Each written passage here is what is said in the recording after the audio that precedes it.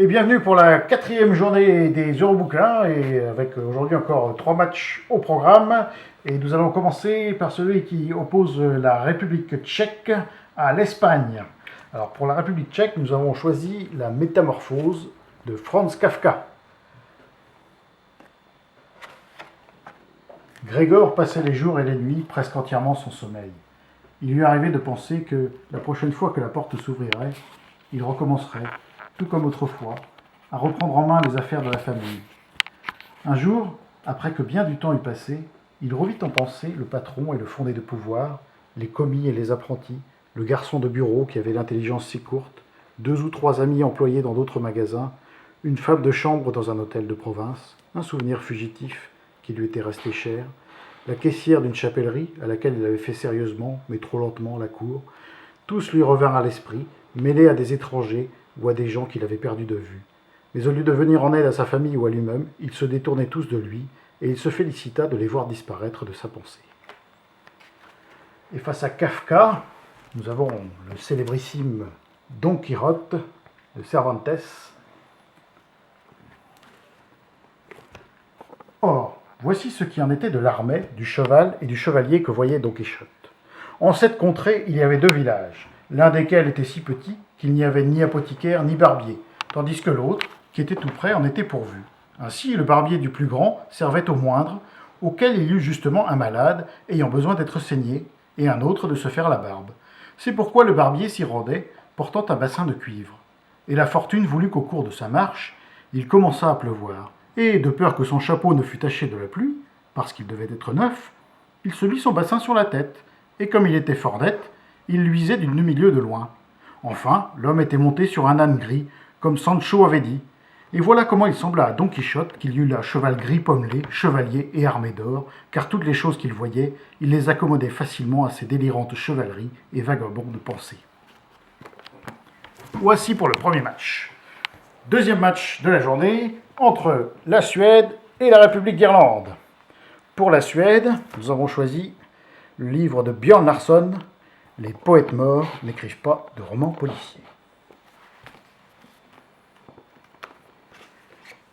Voilà à peu près quelles étaient les pensées du commissaire Martinson, assis dans son bureau, une tasse de café à la main. Une fois de plus, il se demandait ce qu'il était en train de faire et à quoi il servait.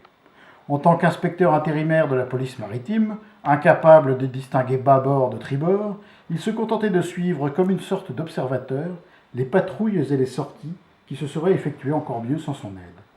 Il est important de posséder l'expérience la plus large possible si l'on veut faire carrière dans notre métier, lui avait dit le préfet de police. Sans doute, mais à quoi lui servirait de distinguer bâbord de tribord une fois qu'il serait reversé à terre? Il voyait cela d'ici et s'imaginait en train de dire à ses collègues, au cours d'une sortie toute sirène hurlante, « À bâbord, bon Dieu, bâbord !» Il le prendrait pour un fou, et il n'aurait pas tort. Déjà qu'avec sa réputation d'aspirant poète, il se posait des questions sur ses talents de policier. Et, face au poète mort, pour la République d'Irlande, le livre de Flann O'Brien, Kermesse irlandaise.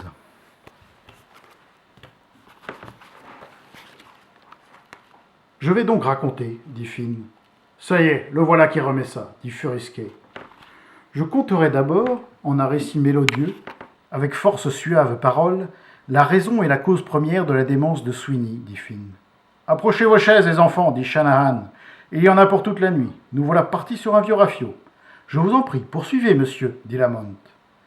Lord Sweeney était roi de Dal Ared, et sa colère aisément s'enflait en vagues tumultueuses.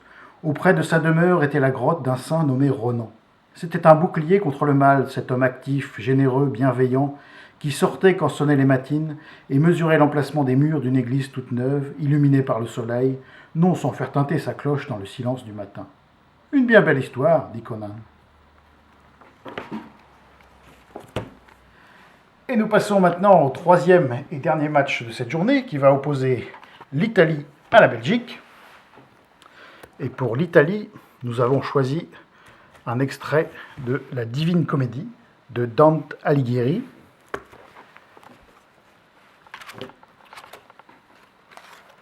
Lorsque celui qui éclaire le monde descend de notre hémisphère et que le jour baisse de toutes parts, le ciel, d'abord embrasé seulement par cet astre, redevient tout à coup éclatant de 1000 lumières, dans lesquelles une seule resplendit.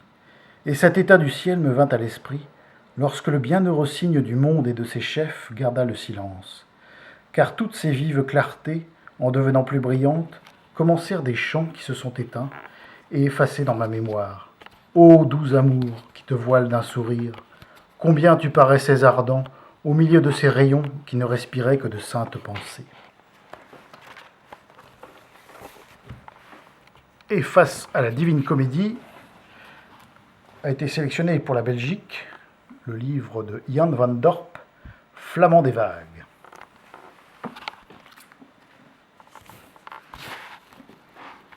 Pour les garçons, le spectacle n'était plus nouveau. Depuis 4 ans bientôt, à intervalles irréguliers, les bateaux ou la diligence de Bruges débarquaient à Ostende d'étranges équipages, français bavards de Picardie ou de Bourgogne, de Provence même, irlandais batailleurs, allemands bruyants, espagnols hautains ou bataves arrogants, belges de tous les coins du pays, norvégiens nostalgiques aux colères terribles, ou, comme ceux qui se trouvaient ce soir grelottant au seuil de l'auberge du Relais, juifs en lévite flanqués d'une matrone, roulant dans sa graisse et d'enfants racés, aux yeux admirables. Tournure de Brest.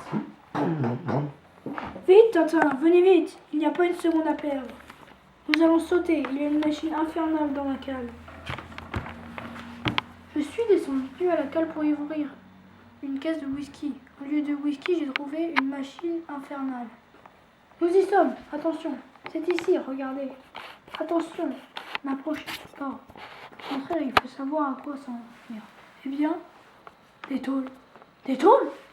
Eh bien, qui prendra une tôle ce soir, vous le saurez en regardant les matchs de foot. Pour les Eurobouquins, rendez-vous à la prochaine journée.